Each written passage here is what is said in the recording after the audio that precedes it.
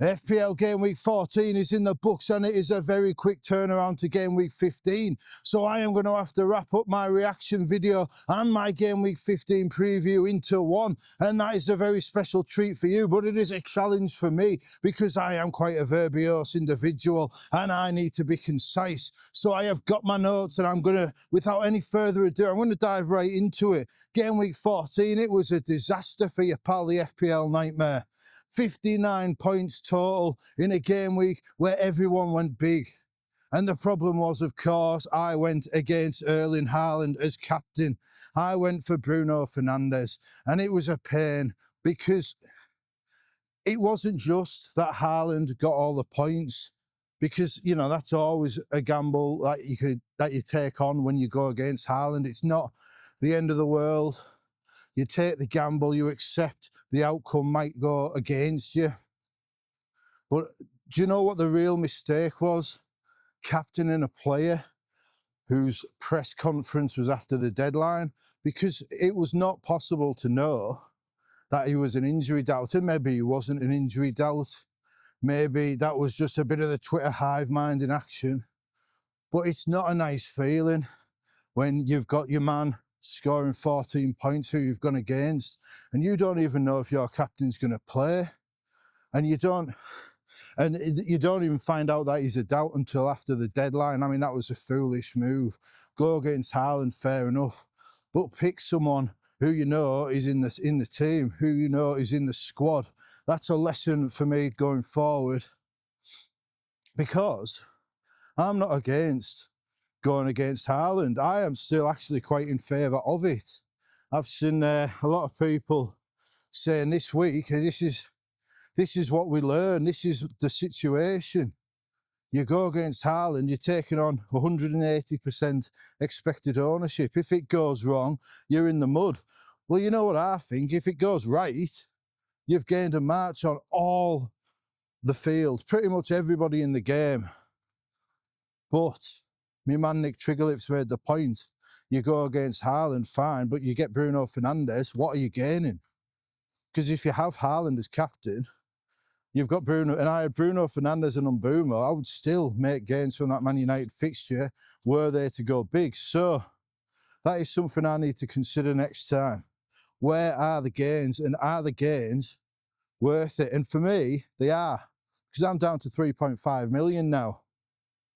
3.43 million in the world, another red arrow, and it's problematic because early doors you can eat a few red arrows, you can take a poor rank because you know it's all tight. One good game week can turn it around. But the problem I'm having now is that we're in game week 15 tomorrow. Game week 15 is here. And suddenly, it's not one good game week that turns it around. You need 2 good game weeks, 3 good game weeks. And at the minute, I'm struggling to find one. So it is problematic, but this is why FPL is a much easier game to lead. Some games, Mario Kart, it's easier if you're behind because you get the blue shell, you get the red shell, you get the lightning bolt, you get the superstar. But when you're leading, you get a banana peel. And you are the one that can also slip on that banana peel. And that's a bit what FPL's like. The complete opposite. Because when you're ahead in FPL, you don't have to take the risk. It's everyone else. It's people like me that has to take the risks. That's why my man Gary from the Pubcast, up to 130,000 in the world, 4th in the Nightmare's Dreamers, ahead of FPL Harry. He is in a dream position because he doesn't have to take risk. He can just captain Haaland, knowing that if it goes wrong, it's gone wrong for everyone. But if it goes right, people like me are even further behind. And that is a position I'm not in. It's a position I can't be in. And that's why FPL is easier when you're leading from the front. So, you know, the Haaland captaincy, it is what it is. You know, Bruno Fernandes, after the 2 days of drama, the 2 days of tedious speculation, analysing photos, oh, is he holding the door open in the video, or is he leaning on it because of his bad leg? All this nonsense, like, it's just boring. It's so boring. And then, they go till Thursday night. And why are Man United playing the last game of the game week all the time? Like, they've got no European football. They've got no other commitments because they're not good enough to have any. They're not in any of these competitions. So it's a bit frustrating, but, if it was the Wednesday night they played, it wouldn't have been so bad. But it is what it is. But the thing is, Bruno, you hit the post. If that goes in, you're talking 6 inches to the right, it goes in off the post, and then your man, he's on 12 points with the DEFCONs and the bonus. Still half the game to go. Could he get a goal, another goal? Could he get an assist? Suddenly that Haaland captaincy's beat, but, the argument would be Haaland hit the post and that we were lucky it wasn't more, and maybe that is true. Maybe that is true, but what I will say, like, I am seeing a lot of people say, oh, this is proof. You never go against Haaland. Keep it simple. Always captain Haaland. And I get it to a point. But at the same time, he's got 1 goal in 3 game weeks. And the opportunities are there. And the opportunities, I really want to take. Is it 1 goal in 3 game weeks? I might be wrong about that. But he's certainly got 1 goal this week. He got... no goals. Yeah, 1 goal in 3 game weeks. For some, and then people are saying he's auto-captain. Like, fair enough, he got 2 assists. I don't know when Erling Haaland turned into prime Peter Beardsley, but fair play to him. It was you can't take anything away from the fact he did what he did. Could have been more. But Haaland has always been a little bit profligate with the chances. He always misses more than you'd expect. And it's never a nice experience. And I feel like it's as much about emotion management, because I have not managed my emotions well this week. Tuesday night, I was in a bitch of a mood, and it's not just because of Haaland captaincy going wrong. There's a lot of factors, non-FPL related. Mainly, I'm exhausted. I'm working so much. But Newcastle were a bigger problem. Like, my wife said to me, my beautiful wife, she goes, oh, Newcastle lost by any chance? And I was like, felt like I could be all smug. No, they didn't lose, in fact. They drew. But honest to God, that felt like a loss. It felt like a loss, and it wasn't fun, but I've been told off in the comments for talking too much about Newcastle. So I am not going to go on about it too much. I will talk about it in the preview section for Gameweek 15 though, because they are a hot topic. But Voltemada's assist, that was handy. But like, oh man, again, it's a week of what could have been. Because if he took the penalty, then, he's on 12 points, 11 points, 12 points. And then suddenly the game week looks different. But he didn't take the penalty, Anthony Gordon did, and now we know. We wondered if Gordon would take the penalties when Voltemada was on the pitch. Obviously, Gordon was the primary penalty taker, but then Voltemada scored that sensational one. So they did raise a bit of doubt, and Voltemada, he did go over and he did ask.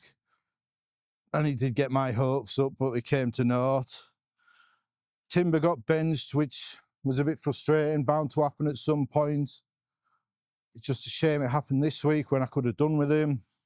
Arsenal, everyone in the Arsenal defence gets the clean sheet, gets the bonus, gets the DEFCONs, except me man Timber. But, it is what it is. It's going to happen at some point, and we just have to roll with it. Thiago, High Goat, of course. Thiago, the anagram of High Goat, but he was no goat when he was bleating from the bench, was he? But didn't expect anything from him against Arsenal, so again, not the end of the world. Now, my signing last game week 14, I brought in Dean Henderson, and people think, why are you bringing in Dean Henderson? Keepers have limited upside, and you've already taken a hit for Nick Pope and it's not worked out. So why are you making another goalkeeper transfer? And yes, this is one of these times when people say, oh, FPL's a game of luck. This was a skill issue for me. it was a skill issue. And you might say you're being hard on yourself because of the Pope injury, but I knew Pope was injury prone.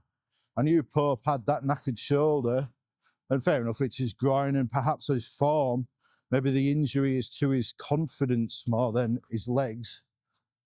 But to make 2 goalkeeper transfers by game week 14 is negligence of your FPL team. And I've had to do that. Well, I didn't have to. Signing Pope for a hit for Vicario was pure. It was amateur hour when you look back at it now. And it is what it is. But I brought in Dean Henderson, and like people saying, you're cutting yourself off from the double Palace defence. But I've got Timber, I've got Nico O'Reilly, I have got Munoz, and they're the ones I'm going to be starting. But Senesi and Mukiele on the bench, I'm not exactly convinced there's room in my squad for a second Palace defender. Although, I will be honest, I am considering it one going forward, but we'll see. So I've got Munoz, and I thought, well, that Palace defence is proven elite. I need a goalkeeper. And Henderson, he had the fixtures: Burnley, Leeds, Fulham, Wolves in the next 5. Obviously, there's a Palace fixture, which isn't ideal, but I will be perhaps free hitting in game week 16, so that won't matter. So that's why I went for Henderson, 5.15 million. Actually made a bit of money on him. And yeah, a good signing, got 7 points. And it's nice to have a goalkeeper return because they have been in short supply for me this season. So yes, I have cut myself off from Gehi or Lacroix unless I go for the Ben Crellin treble up, which I don't think I will. Because it's one thing doing it on a free hit. It's another thing doing it in a regular season. And I have done it before. It won't surprise you to know that someone like me who takes stupid chances has gone for defensive triple ups in the regular season before. Rudiger, Reece James, Ben Chilwell, a few years back when Chelsea were absolutely killing it every week. Of course, I brought them in. James got injured, Chilwell got injured, and I think Rudiger got sent off or something. So I don't have a lot of luck, but at the same time, I don't necessarily make the best decisions. In this game, you have to put yourself in a position to get lucky, and sometimes what I do is put myself in a position to get very unlucky, and that's on me, you know, that's my fault. So yeah, that's about me game week 14 in a nutshell. I am calm about it. I was a bit, Tuesday night, I was not calm about it. I was perhaps the worst I have been all season for FPL. I handled it very poorly. And, you know, you feel a bit of a tit afterwards. But this game matters, you know, like, especially for me, I am investing a lot in it. Like, for me, it's more than just a game. It's a routine. And for someone who has had my history of mental health issues, routine is very good for me. It maintains a balance. It gives me a target to focus on. It stops me getting too far ahead of myself. If I know where the pieces fit, then I can work around that a lot better. And I'm not entirely convinced that I always thought that, you know, when I was younger, I always thought, oh, I want to be, you know, Mr. Spontaneous, you know, the wild man, lives by his own rules, you know, does all this, but that just isn't me. I have come to learn with maturity, I have come to learn that I am actually quite a structured person, or at the very least, I benefit more when there is a structure in place. And this is important. Well, and yeah, so I benefit more when there's a structure in place, a framework for me to exist within. And yes, it's better if I create that myself. And that's why this game means so much, because it is that structure. You know, there's a reason there always seems to be drama in the group chats when international breaks come around. And it's partly because our routine has been disrupted. I do think maybe this sort of thing applies to the likes of the people I interact with on a regular basis. Maybe not as much as me, but, and there's the embarrassment, you know, you just feel like a tit. And I do, I feel stupid. Like I was doing YouTube last year, but it was very niche content. This is what I'm doing now, a bit more mainstream in my own way. I've got a lot more eyes on me this year, and it's all gone terribly. And you do feel stupid. And then you're just waiting for that one game week to cling to where it all comes right. And it's just not coming. You know, game week 30 last season was where it all started going wrong. It's 20 game weeks of pain on the bounce, half a season, maybe. You know, maybe I'm not the manager I need to be. Maybe I'm not as good as I thought I was. But then the last 4 years, I've had a top 10k, I've had 150k, and I've had a 77k last season. And that one last season was, of course, a lot higher. And then I was a lot higher in the ranks, a lot better. And then I decided to focus on the mini league rather than the rank.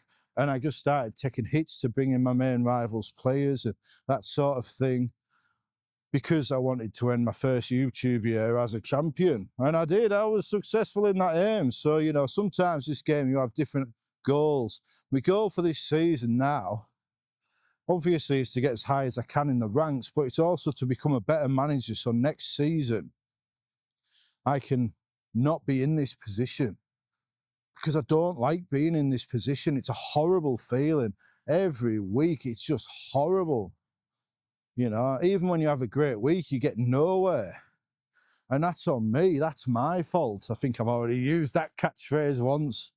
You have to forgive me. I've literally got in from work, grabbed my camera and come out to record this, because I am recording later on this afternoon with D-Unit.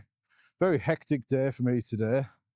D-Unit, the second in the series of Instinct versus Analytics, Soul versus Solio.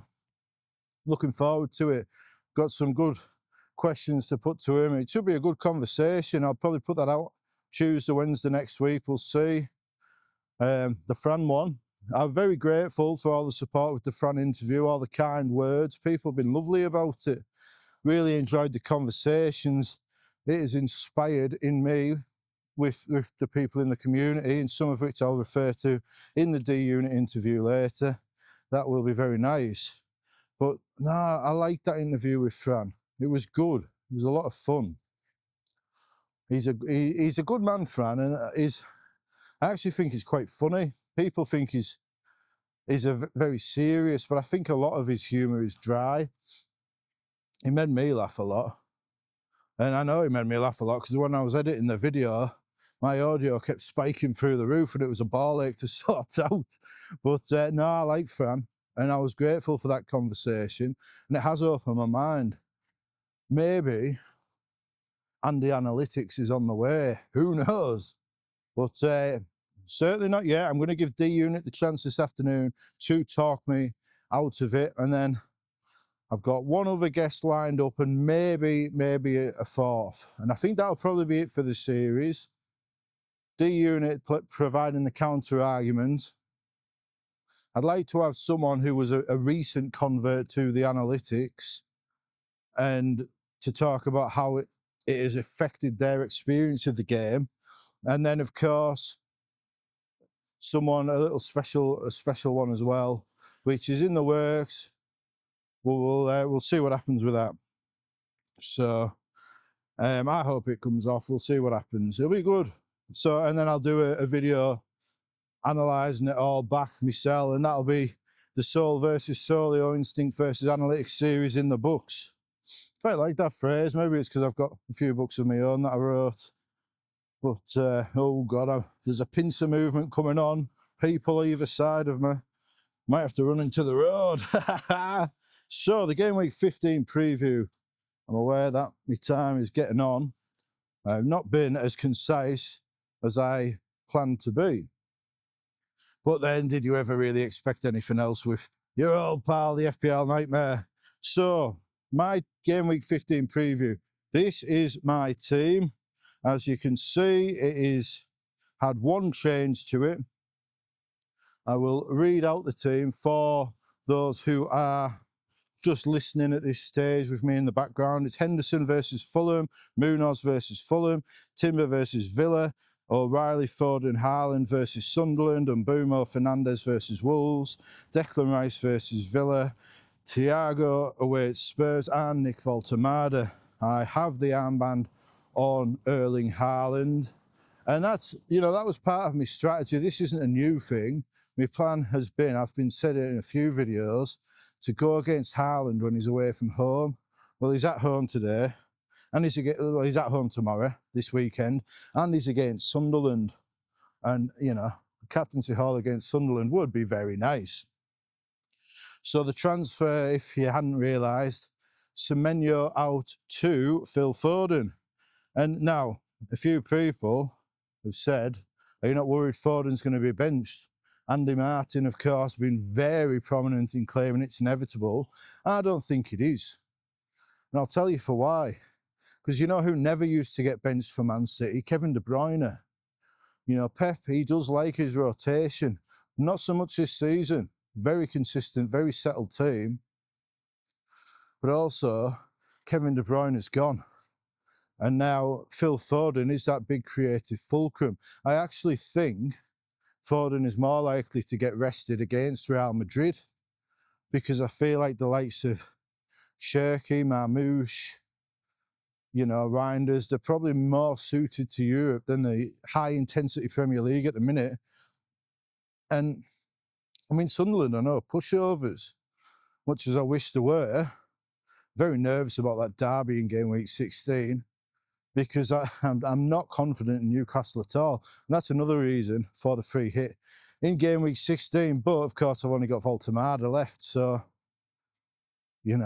But I just think the Sunderland game for Man City, they're very nearly threw it away against Fulham, and they can't afford to drop points. And Phil Foden has now assumed the mantle of the De Bruyne. Like Haaland, you're not thinking Haaland's going to be benched against Sunderland. You're not thinking he's going to be benched against Real Madrid. I think Foden is in that category now for Man City. And he's there on merit, He's had a bit of a roller coaster the last few years. He was, they won the treble, and then Foden was player of the season in the title win, 230 FPL points, second highest that season, which people seem to have forgotten.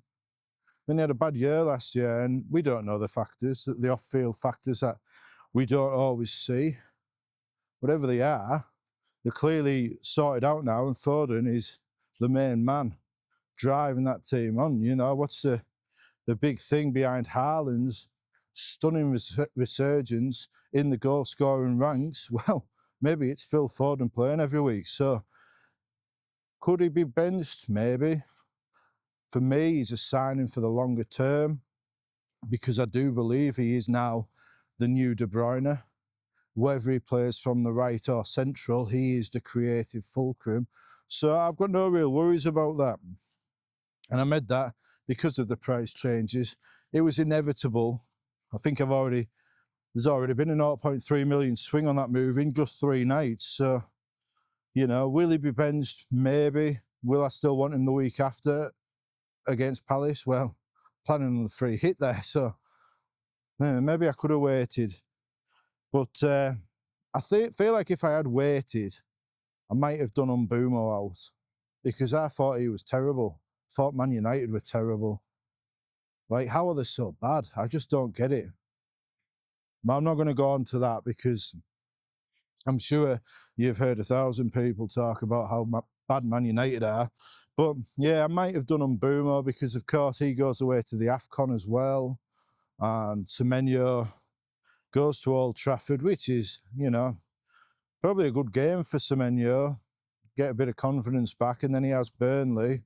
This is game week 16 and 17. Maybe I could have saved him rather than selling him, but it is what it is. If he shows something, if Semenyo shows something against Man United, I can always bring him back in for that Burnley game. It's not a big deal. and it'll be a lot cheaper as well. But the other thing, of course, is the free hit. I could play the free hit this week, and the reason I would do so, I think, is because if Declan Rice is out, then suddenly I've got a bit of an issue. I'm playing Senesi against Chelsea, and I like Bournemouth have been abysmal. Do you know what? I wish I'd kept Dan Burn. You know, this is one of these times where I've tried to be logical, and I should have been emotional. And, you know, people say, oh, you're only saying that because you got 2 assists in 2 games. And maybe that is part of it, but there is that rotation with Mukiele, the home games. And the thing is, if I had kept Dan Burn, I would have actually been more frustrated because I probably would have benched him for the last 2 games and missed out on those assists. So it's not quite as simple as, oh, you know, you've been a tit by selling Dan Burn, because I don't think I was. I think the arguments for keeping Senesi is still there. You know, 7 out of 7 DEFCONs away, 0.47 XG conceded per game at home. These are elite stats. They're not producing elite outcomes, but he's just a sub. We only paid 4.4 million for him. But if I free hit, if Rice is out, I can free hit, and then that solves the big dilemma for me, which is the FOMO of Newcastle against Burnley. If I'd waited, would I have brought Foden in this week, or would I have brought in Guimaraes once my emotion and frustration with my beloved Newcastle had died down? Can't say for sure. You know, I'm seeing people bringing them in, and I'm jealous. I'm a jealous guy, never meant to hurt you. But I am hurting my FPL team, and maybe I've gone for the money when I should have waited. But, you know, at the same time, Bruno Guimaraes is in a great run of form, but how long will that last? Is it sustainable? Is it, can it be extrapolated over the season? We just don't know yet. We do know with Phil Foden. So, I do wish I didn't know, but it is what it is, you know? And so the thing is, I could free hit. If Rice is out, if Rice is out, I don't think he will be, but if he is, I could just take a hit and get Guimaraes in. And I think a hit for Guimaraes against Burnley and for Phil Foden, I think that's a worthy hit. So I wouldn't be against that. But what I don't want is a position where Newcastle are hammering a team and I'm just getting frustrated because all my rivals are benefiting. Like if it's Anthony Gordon, I don't think many people have Gordon. Barnes, people won't go there. Murphy, Alanga, Tonali. You know, these are all players that could score. That won't frustrate me from the FPL perspective. But Guimaraes, a Guimaraes goal would hurt. So it is on the table. I feel like I'll let calmer heads prevail, but we'll see. We'll see what the press conferences kick up. Part of me is kind of hoping I have to do it, but then who am I going to bring in? Triple Man City against Sunderland, got them. You know, Triple Palace versus Fulham, I've got 2 of them. So I just don't really think it's the best move. Maybe the hit. But I feel like my team is good. I feel like my team will match these people with Guimaraes. I'm not worried about that. But what I am worried about is that I beat them, but I'm disappointed anyway. I don't know, it's strange. Maybe I should just stop overthinking. So, yeah. But the other thing about Newcastle, of course, is the defender, because I've had a lot of people, a lot of discussion. Who is the best Newcastle defender for this game week? Who is the best Newcastle defender going forward? Obviously, FPL Focal is on a free hit. I've told him Burn. I feel like if you're on a free hit, you have to go Dan Burn. Maybe Malik Chow. But Burn, like you can look at the XG numbers, but for defenders, I actually feel they're irrelevant. Because it's like we were saying before, when D-Unit was going on about Timber having a better XG than Gabriel, it doesn't matter. Because if the ball, like, it doesn't factor in the times that they nearly get the ball from the set piece. It doesn't factor in the times that a defender just gets there ahead.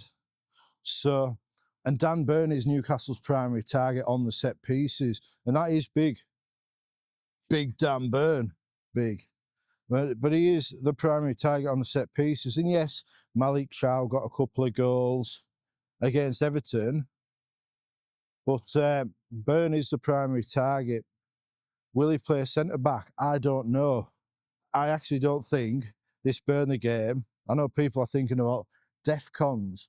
Who will be Newcastle's defensive DEFCON daddy? I don't think they're going to get a lot of DEFCONs. I think they're going to have too much of the ball. It's Burnley at home. I think Newcastle are going to have far too much of the ball, and they're not going to get many DEFCONs. So you're looking at the other factors. Will Dan Burn start? Yes, he will. Will Chow? Most likely. But if they do rotate sharing, it could be for Chow with Leverkusen, Sunderland and the Carabao Cup quarter-final to come. So it could be a good time to rest him. But these are centre-backs as well. Centre-backs don't need resting quite so much. So I wouldn't worry about that. But Burn, I do think he's nailed. But if you were buying for the longer term, I would go Lewis Hall. I would. Because I feel like sometimes you have to take a bit of a chance. And like everyone's like, oh, just get Lacroix, just get Gahey. Now they all want Munoz. Well, that's what Lewis Hall can do. Lewis Hall could have a Munoz type impact this season. He just might miss a game. And he might miss this weekend because he is just back from injury. Because we have those 3 games coming up, you know, in the space of a week. So this would be the game for Lewis Hall to miss, because Dan Burn could probably cover adeptly at left back in this tie and bring in Share. But I do think if you are looking at the Newcastle defence, I do think Livramento, Chow, Burn are nailed. So if you're on a 1 weeker, they're your ones. Probably rank them Burn, Chow, Livramento. I think the 4th spot is between Share and Lewis Hall. But I do think there's a world when Newcastle play 5 at the back with Livramento at left back and Jacob Murphy at right wing back. But you'd still have those 4, you'd just have Share. So if you are buying for the longer term, I would just take the chance. Surely you've got a cheap defender on your bench if Lewis Hall doesn't play, but he's so attacking. He's having the shots. He's on the set pieces. He's a lovely player to watch, and he's a very aggressive defender. Like, Lewis Hall got the DEFCONs against Spurs, and maybe that was partly because Spurs funneled everything to Kudos. But it's also the defensive style of Hall. He doesn't drop off. He gets tight on his man. He nicks the ball. He's aggressive, and then he launches a counter-attack. Lewis Hall would be the one for me if you can afford the benching. And if you're on a free hit, you can't afford the benching. And if you do bring in Hall and he is benched here, then you've missed the best game. Sunderland away is not going to be easy, especially in the derby. So, if you want my advice, Lewis Hall, if you're good at risk, Dan Burn, if not, Malik Chow will be fine, Livramento will be fine, although less attacking threat than you might suspect. So, yeah, that's my team. That's what I'm going to do this weekend, of course. I don't really want to take a hit before we get the AFCON transfers, but I am planning on rolling those transfers. So it's a bit different. It's something I do have to factor in, and like, we'll see. I don't think I'll take the hit. I think the only hit I'll be taking is the hit when Bruno Guimaraes scores yet again. But it is what it is. So, right, I'm going to go home now, edit this video. Well, not edit it, but get it uploaded. And then get ready for the big Soul versus Solio, Instinct versus Analytics chat with the D unit. Thank you for watching. We will see you next time.